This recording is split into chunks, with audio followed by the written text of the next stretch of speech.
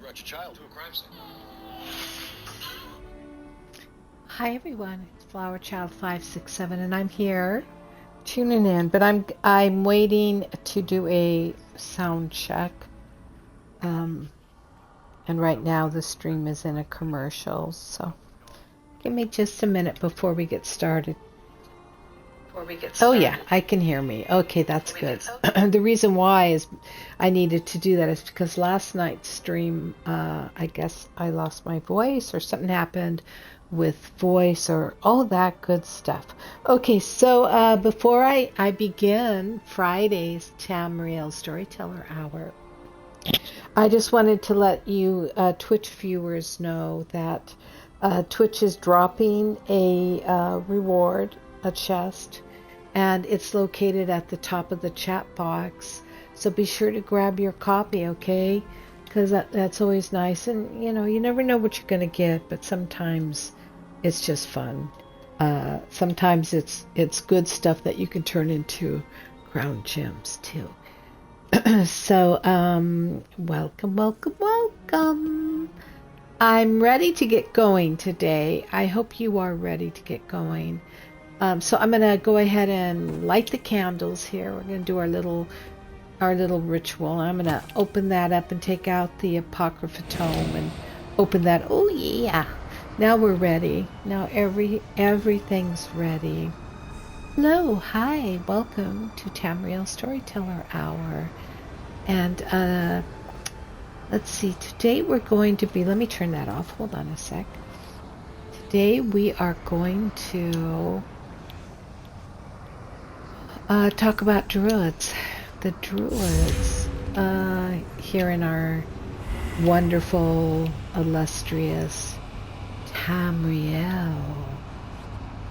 Yep, that's right. Druids.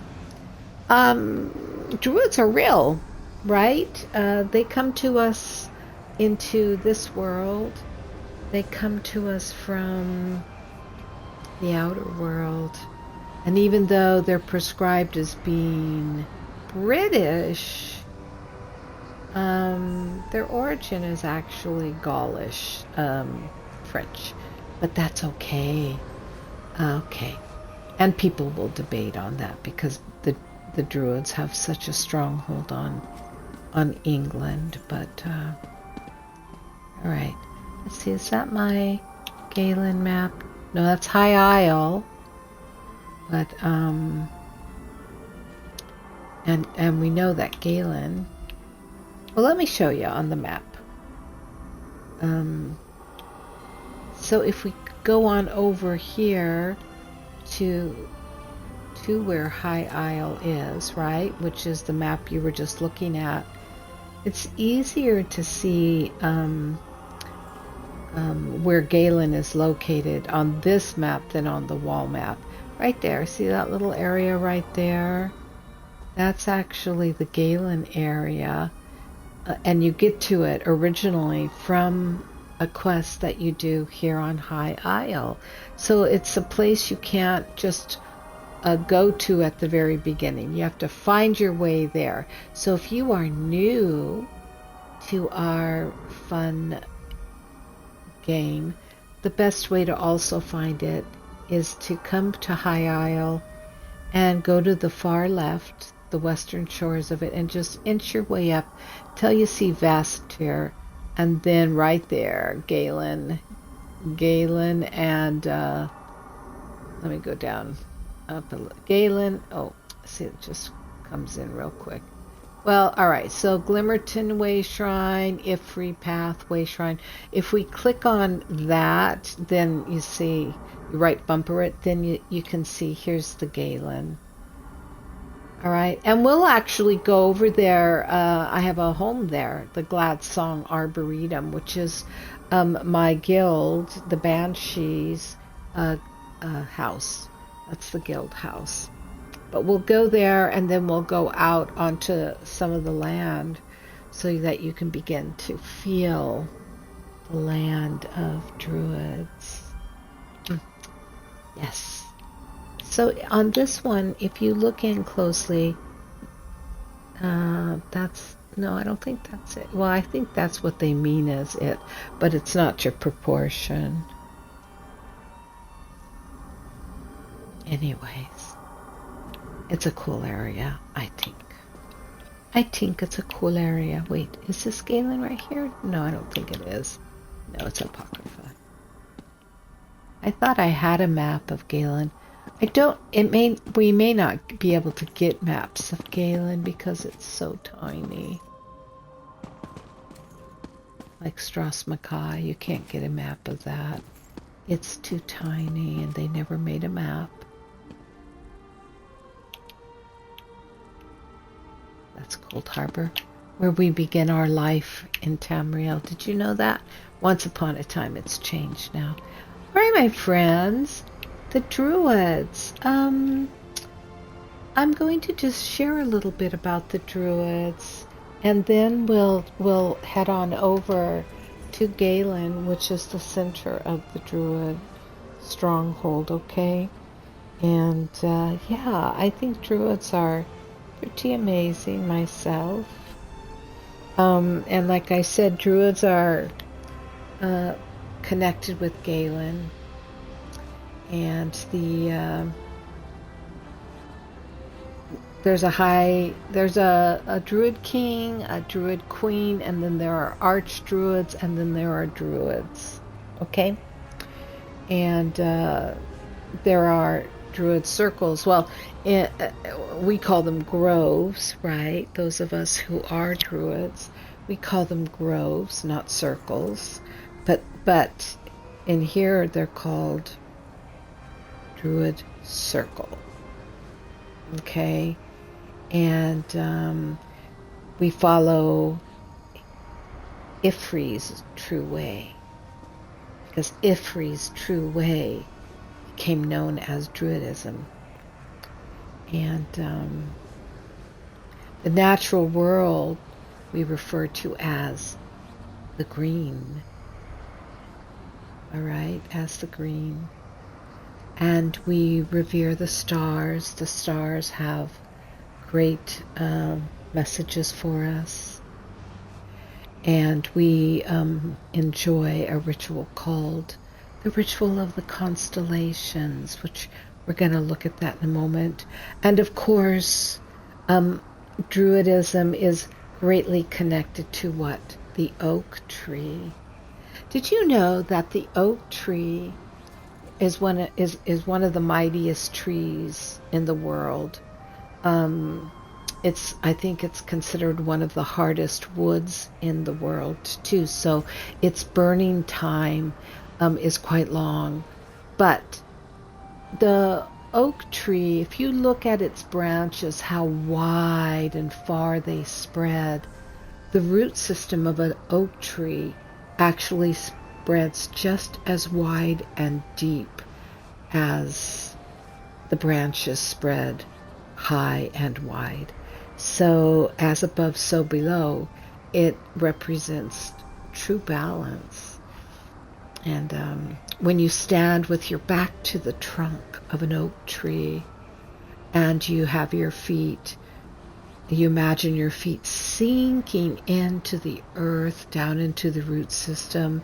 And if you raise your arms, or just imagine the crown of your head rising up as branches and intermingling with the branches, you are connecting with three realms: the heavenly realm above, the underworld below, and the plains in the sacred center, which what we call the green. All right, so the one thing to tell you about the Druids, and specifically the Druids of Galen, is that they're an ancient people, and they were believed to have survived in ancient high rock. Okay, by tapping into and nurturing nature, they became one with nature. And the Nedic ancestors of the Britons were believed to intermingle with the Aldmere, primarily a tribe called the Direni. And this is during the Merithic era. So, by the 4th century of the First Era, the Druids were primarily Brittany. Anyways, it's pretty interesting. Now, the other thing I want to talk about with regards to the Druids is, of course, they have a very distinct identity. And that identity evolved and became what it is today. And there is the weird. We all know of the weird. And the weird became aligned with Druidism also. And maybe, the thing is, Druids kind of find the weird very unsavory because it's the witches, isn't it? It's the wise women. And Druids do not think of themselves as witches. Witches do not think of themselves as Druids. But they do respect each other. And they recognize that there's an intermingling in belief and practice between the two. Now the weird live, they're in favor of living out in nature, in the green, in the wilds. So they separated completely from society. And the Druids, specifically of Galen, do what's called a self-governance, right? And they practice freedom of religion. Right? Because of the Elysian order that was against the Druids. And I think they lost, but that's a different story for a different day. So, the time of the last Druid king led them on an exodus to find their new home, and they walked to the Sistries, and there they disbanded and then reorganized themselves into 3 Druid circles, and we're going to look at those. And so the Druidic circles may vary in what's called the modern day of Esso, with the Stone Lord King welcoming and taking willing converts, and the Elder Tide and the Fire Song being hostile. Those are the 3 circles: Stone Lord, Elder Tide, Fire Song. Kind of interesting, huh? Now, the story of the Druids is the story of the Britons and the weird, at least to a point. You ask what we as Druids believe, and I say that what we believe comes from where we were born, and both the weird and the Druids, indeed, all Bretons rocked in the same cradle. Weird and Druid. All right, let's take a trip, shall we? Let's go to Galen. Let's go to a home that is very Druidic. So come in close, because we're going to travel. And of course, I don't want you to get lost, so I'm going to anoint you. Here's a little of my glimmer dust, just like Tinkerbell gave the kids in Peter Pan, so they could all fly and follow around. And let's take a look at where we're going to travel on Tamriel, right there on Galen. Boop. All right, my friends, let's open the portal.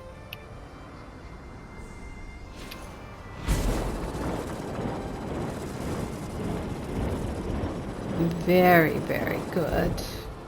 And now we're going to travel, and we're going to go to my home, Gladstone Song Arboretum. Here we go.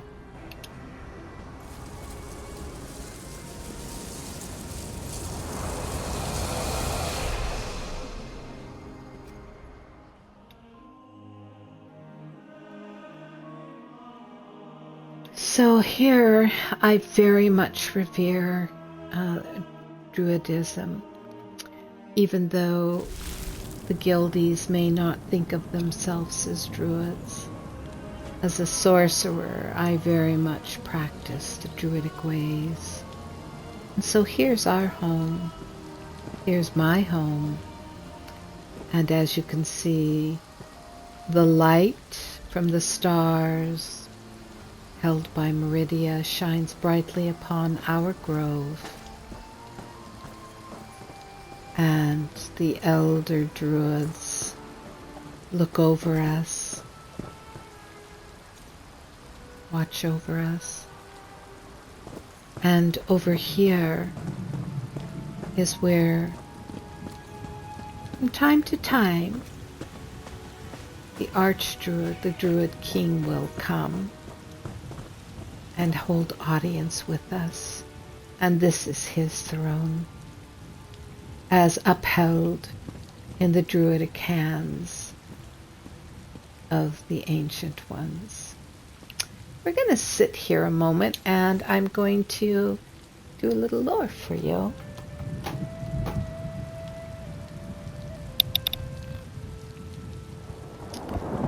All right, this is going to be a long piece of lore, but it's well worth listening to.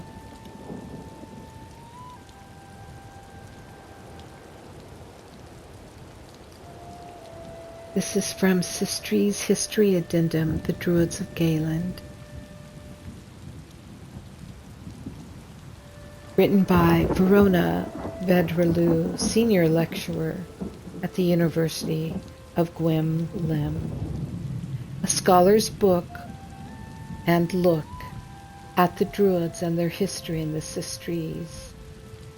As discussed by Dean Helledrin, in the main Sistries history texts, the Druids have played a crucial and critical role in shaping our understanding of the archipelago. The Isle of Gaeland has been the heart of the true way since the original diaspora from High Rock, with oral traditions stating it was the site of their first landing in the First Era 330. As an aside, some ancient texts claim that before there were Bretons, there were a group of Nades known as the Druids of Gaeland. But what we know of them is mostly legend. This document concerns the Druids that eventually reached the Sistries, otherwise it is a largely academic term. We can scarcely imagine what it was like in the early days of Gaeland. I feel a need to move just a second. I didn't want those words over my head. There we go.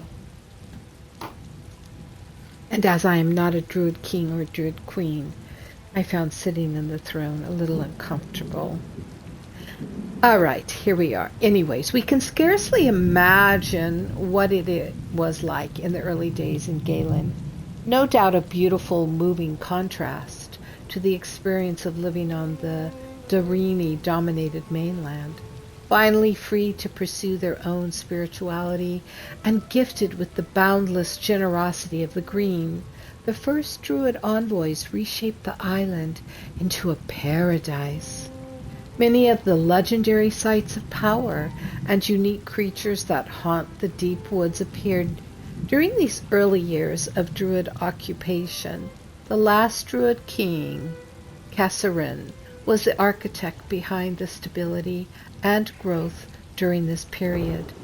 Contemporary accounts place the Druid king in a contemplative space, observing his followers from afar, and only intervening when absolutely necessary.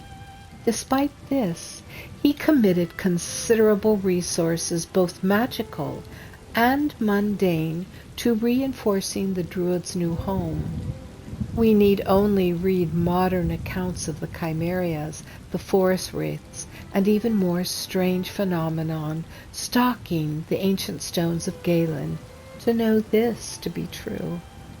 The Druid king's death is steeped in mystery, with some accounts stating he simply retired to the hinterlands of the Sistries. In this version of events, the Druid king passed away peacefully, still lauded and revered by his people, but allowed his privacy and preferred isolation. In other accounts, something violent and foul put an end to his reign abruptly. Were some Druids pushing for a return to High Rock, in force to strike down their former oppressors? With few written records and conflicting oral traditions, we may never know for sure. Over the centuries that followed the Druid king's death, the deep green was sacrosanct, and while the sinistral assault of the First Era 660 destroyed many of the physical records of the time, it seems many of the Druids themselves survived the invasion of the left-handed elves by retreating to the interior of Gaeland. The children of Kasserine were able to array the full might of their defenses against these invaders. When Dean Helladrin suggests that the eruption of Mount Firesong in the First Era 668 may be somehow related to the Red Mountain disaster, I have found evidence the Druids themselves may have coaxed the volcano in Iflon to life. And while Druids died in the wake of the blast, to be sure, their sacred sites at the heart of Gaelan largely survived, and I have found ample evidence to suggest that was no coincidence. Through the Draelf, the ruling council of Druids did not particularly participate in the formation of the All Flags Navy many centuries later. I found several contemporaneous accounts that attest Druids did sail with the Armada. They acted as weather sewers and wayfinders on the journey to Thrace, and may have even played a role in the sinking of the continent, though, to be clear, that is merely speculation on my part based on what scant records survive. What is clear, however, is that the wounded and the maimed among the Navy were tended to extensively by Druidic healers upon Baron Admiral Olo's return. Druidic faith in their facility for healing came into focus again after a second eruption of Mount Firesong near the end of the First Era, while the remaining local nobility and mainland dukes were happy to allow Sistrine commoners to starve. The Firesong, Eldertide, and in particular Stonelore circles deployed across the islands. They soothed the flames from the volcano, built shelters for the homeless, healed burns, and grew new supplies to sustain the displaced. The use of Druidic words like Valte, Drak, and Gaithi in common parlance among the people of the Sistries stems from this period in history, known colloquially as the Green Years. This marks one of the most vigorous participatory moments in Druidic history, where every member of the True Way left their sacred sites and the deep green to ensure their friends, neighbors, and families would survive. This brings us to recent history, the endless procession of ownership that has been the Sistries archipelago, passed from the House Gemard to various versions of the Empire, to Brittonic coin lords, to House Mornard, and now, of course, to semi-independent stewardship by the Daggerfall Covenant and House Dufort. Throughout these changes, the Druids of Gaelan have maintained their ancient traditions, barely noting the passing of documents in a gilded counting house in some distant land. Most of the lords and ladies that manage these islands have seen fit to allow the Druid to hold their own council, only interceding when needed. In particular, the somewhat disgraced House Mornard has long history of tolerating the Druid circles. In fact, both groups represent mirrored tells on the Isle of Galen, one foot planted firmly in the past, and the other on the sands of an uncertain future. Well, that's quite interesting, isn't it? All right. So the magic of the Druids also comes from deep, deep interconnection with the green. And we live in the green.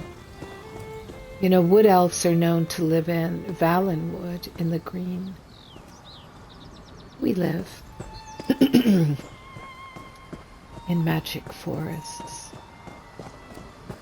in magic gardens, revering the stars, consulting all that there is in nature.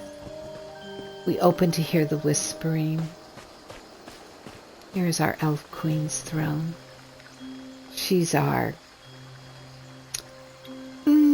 maybe she would be considered our modern Druid queen, but we don't know for sure. We never see her. I'm a high elf, of course.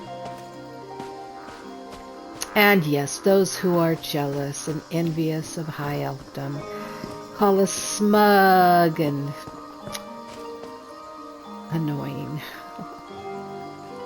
But it's only because our heads are always in the stars, you know, and our feet are planted deep in the underworld. All right, let's come over here. You know, Druids are often said to be in alignment and working with the sun, which is true, because we honor pie in the sky, which is known as the summer solstice, when the sun on the great orbit finds its highest point in the sky above this, right? Above our living.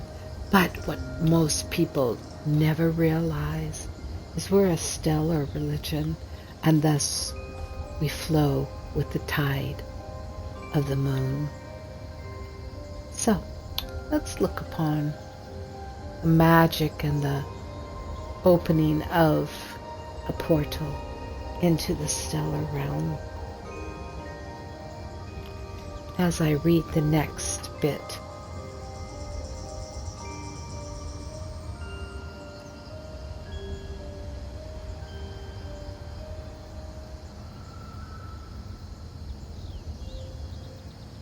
Okay. Sorry. I just need to get my lore open here. I would like to share with you the Lord about the three, but I can't seem to find it.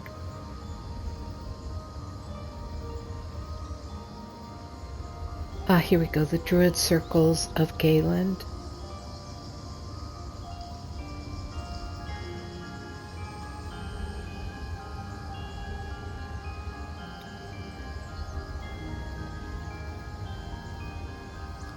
And it's not opening for me. Okay.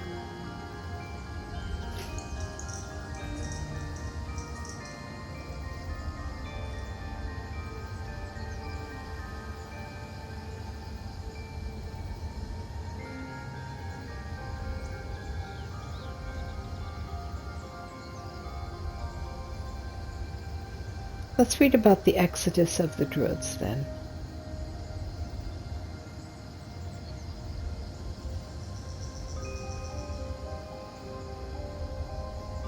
Well, look at that. Nothing is opening. I guess some days are like that. Some information's not meant to be shared for sure.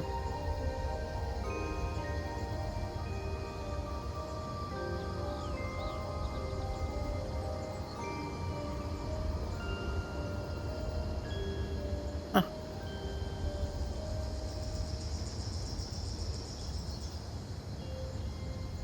There we go. All right. I apologize. The Druid Circles of Galen, written by Laurel of the Stone Lore, a Druid from the Sistries, answers lore questions on Druidism. Clear paths and warm days, friends. My name is Laurel, Druid of the Stone Lore Circle. It's not often followers of the true way are able to address such an eager audience to discuss our history and faith. I'm honored to have been chosen by the Archdruids to represent the epigons of the Stone Lore, Eldertide, and Firesong circles. The true way is a promise we've made to the groves, to the seas, to the sky. It's not always an easy one to keep. Our devotion has been endangered more times than we can count, but we're still here, quietly tending to the green, in ways set down by our forebears. I only hope my answers can cultivate your interest. Who knows? Perhaps if the wind answers in the trees and the sun on your face call to you as they do to me, one day we may see you here in the heart of Druiddom. What's the origin of the name Galen? Your answers come from the ancestors, for they referred to themselves as the Druids of Galen long before they even reached the Sistries Isle of Galen, according to the long book of Druid Betries. What is or was the original Galen? Why, by far the question is the one I saw more often than any other. I know that the time period before the Druids left the lands of Dyrene is of great interest to students of history. I spoke with both Trilum, Heladrin, and Verona, Vedralu during their time in the Archipelago, and it was at their suggestion I wrote Exodus of the Druids, which we shall look at next.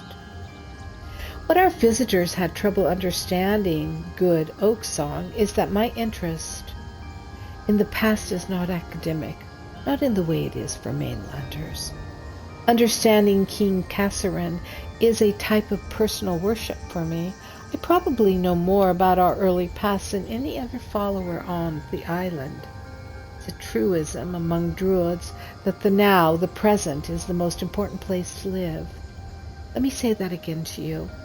It's a truism among Druids that the now, the present, is the most important place to live, which is a healthy point of view, I think, but tends to dissuade scholarly research. Friend, if it seems like I'm stalling, it's because I am, because you're not going to like the answer I have to give you. I don't know where the name Galen comes from, and I believe that anyone that claims otherwise is telling you a falsehood. I can tell you a number of stories, though. Galen, it said, was the name of a spirit that walked from the heart of the forest into the midst of an ancient Proto-Breton settlement. They were the one to sing the songs of Ifri to our ancient forebears. They were the one to teach us the ways of the green.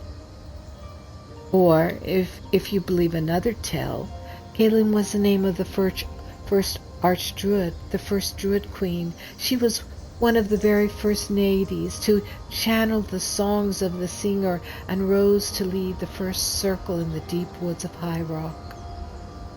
Or, in yet another telling, Galen was the name of an island in a lake, a place of sacred worship where Ifri's heart could be felt beating even here in the realm of mortals. It was there on that island where our forebears heard the songs and learned to tend the groves. Which one is the truth? Honest to God and objective fact? I have no idea. And despite years of study and attempts to answer that question, I'm no closer today than I was the day I began to translate the ancient tablets. All we know for certain today is that the name holds a special place in the heart of my people. It is a name conveying solace, home, and hearth, reverence, and conservation. And so we are, and always will be, the Druids of Galen, wherever our travels take us in the world. Now, I was asked this question by Legolas Digerdoan of the United Explorers of Scholarly Pursuits. He asked me, do you believe Druidism has a future on mainland Tamriel, perhaps among the weirds of High Rock? What a fascinating question. I'd like to think so, yes. Recent events have given me the opportunity to get to know some of our mainland brethren. Surprising to no one who's studied our faith, there are many commonalities between the beliefs of our Bedlama and Glamoriel sisters and our own. With the increase in travel to High Isle and Galen of late, I'd like to think our beliefs could find a voice of their own among you Tams folk. That's what we call you, Tams folk. But that's a harvest for another year. This question was given by Tyrosh of Clan Firewolf. I've heard some among the Druid folks have taken to shape-shifting to animals like those dire bears known as Ursoks. I'm curious how your arts differ from the Glamoriel weirds shape-shifting, which is connected to the stag prince Hircine. Shape magic. The ability to temporarily wear the form of another living being is a gift given to us by Ifri. A great divide exists between the followers of the true way and the Wydresses of Glen Umbra, you see. The Wydresses look to the past, to the old gods of the ancient past, and the beneficent mask of the stag prince. Just as the Druids have the clarity look beyond to the wider world, so too do we have clarity in our belief. Ifri alone is the wellspring of our power. Just as a song or tell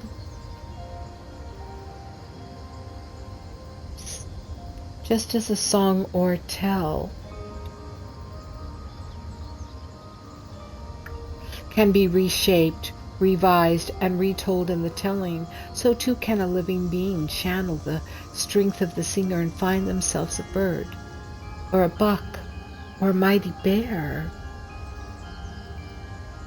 Spartaxio asks, how many Druids does it take to light a lamppost?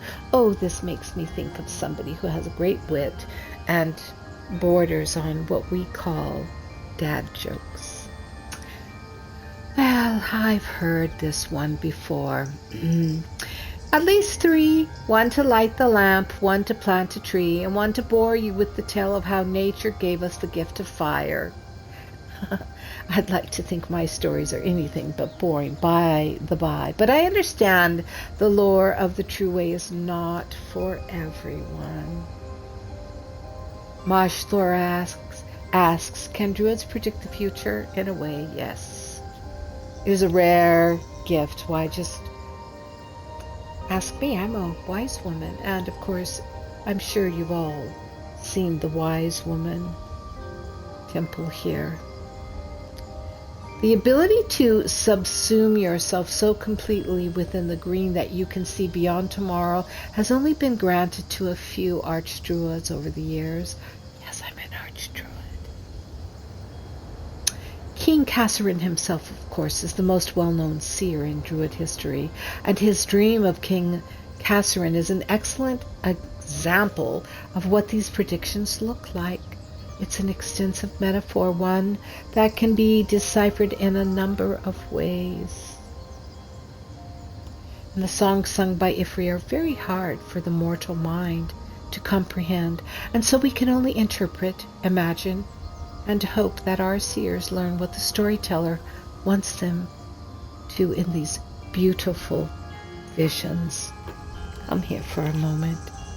Let me show you something else that is so beautiful. You will be amazed at the beauty of it. Come into the wise woman chamber, where you can come and seek an audience with the wise woman. And by laying 500 gold pieces, you too can have your wisdom read. Yes, that's true. Did you not know that? All right, let's look at the next question, shall we?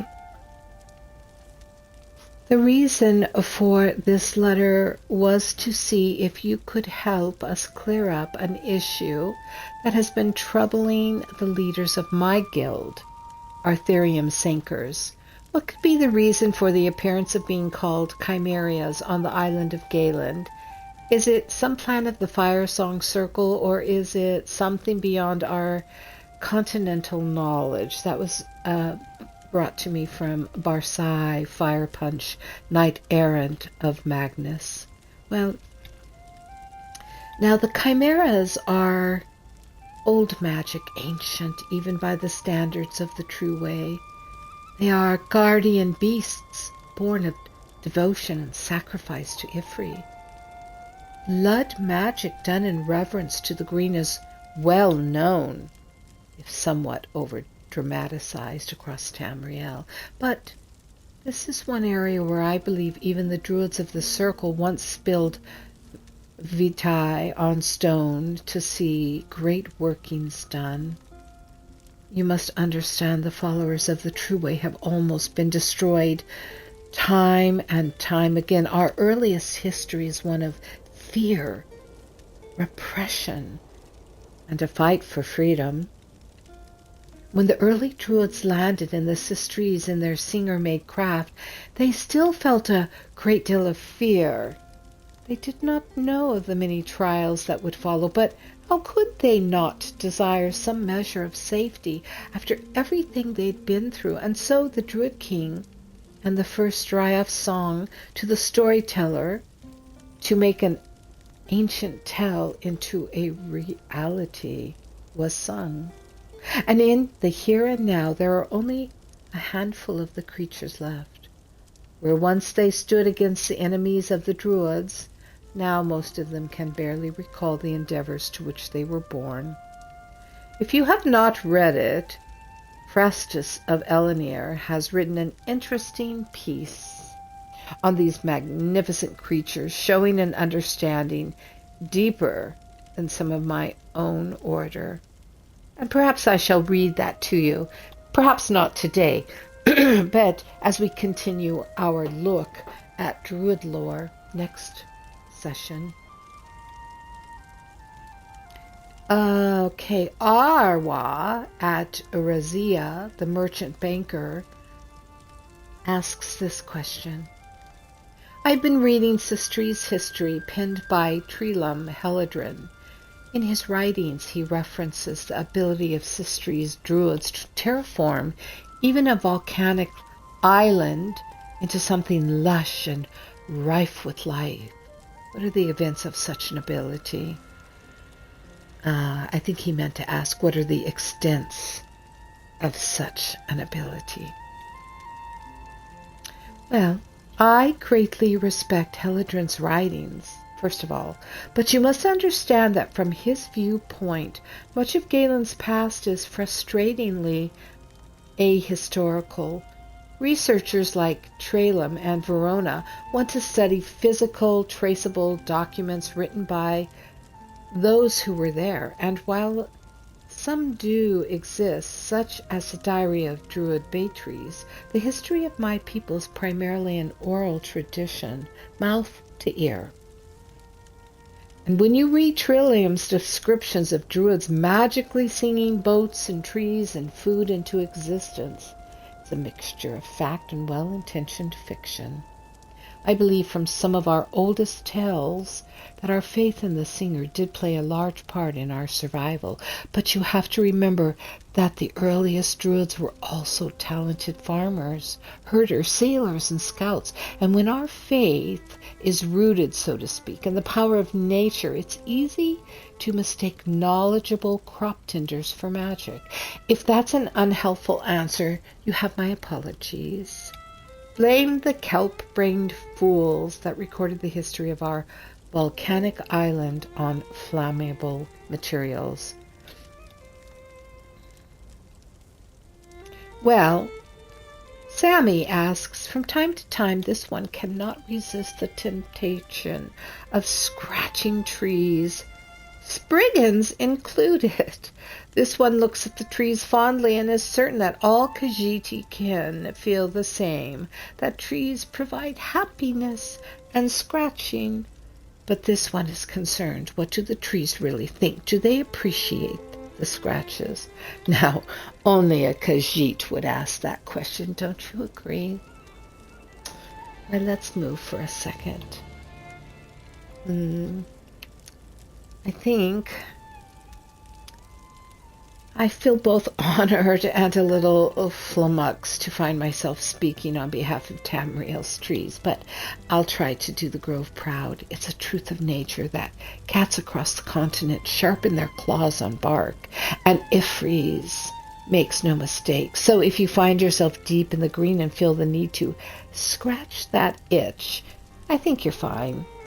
While that's true of trees in general, Spriggans are a people all their own. And the next time you find yourself near nature's guardians, because that's what a Spriggan is, I would take the safest of all possible options and ask their permission before attempting to seek your claws in. While the singer's patience is unending, some of their followers are inescapably mortal. Let's see. Tisrakri asks, I've prowled my way across High Rock, Hammerfell, Valenwood, and now the Sistries, looking for the legendary centaur, half man, half horse. Should be unique meat, right? I mean, yet despite all the stories, despite all the people in the cities telling me where I can hunt when I found nothing, not even a trace of their scent. Do centaurs even exist, or are they some druid trickery to travel faster or something? Okay, I appreciate the spirit of your question, even if I'm not sure I agree with the dichotomy that you've established here. I feel like there's a middle ground here between centaurs do not exist and centaurs are a druid trick. I've never met a centaur, to be fair. Most of the stories I've read about half-man, half-horse warriors have been purist, sometimes carnal fiction, but some of the oldest horses handed down through the circles speak of centaurs as wise, spiritual people, a culture deeply in tune with the singer's will. Just because we cannot touch or see a thing does not mean it does not exists. Surely you know that by now. Faith is a funny thing. Tisrakri. I'll take one more question today and then I'll call it a time for refreshments. Olog Snake Tea, yes, your question, please. Olong says, what are your ties and knowledge of Archdruid Deverick? What was he like before this earthen root situation? What could have possibly changed him? Blythe, take that man. My anger over the events at Earthen Root Enclave is still fresh, you understand? And I'm trying to tend the garden of my soul while assimilating the idea of our own raising a hand against us. The Druid King was wise to split the faith in three. Each of the circles brings a unique and beautiful viewpoint to the conclave of the Draof. Before this turn, his corruption, Archdruid Deverick was a wise and vibrant man, a touch egotistical, but few rise to the level of Archdruid without being somewhat conceited. I hate what he became, but mourn his loss. I truly believe that Deverick does not represent the heart of the fire song, an ancient and beautiful tradition. And in these tumultuous days, a fiery defense of the natural world may be a viewpoint we could all benefit from. Now, with apologies for leaving you on something of a somber note, I think that will conclude, for sure, our correspondence today. It's been a privilege to speak for the Druids of Galen, to convey some small measure of our ancient faith to you. The Storyteller teaches us that we should let stories grow within us like a seed in fertile ground. Let these ideas grow within you and share them again in Toward. Green keep you, friends.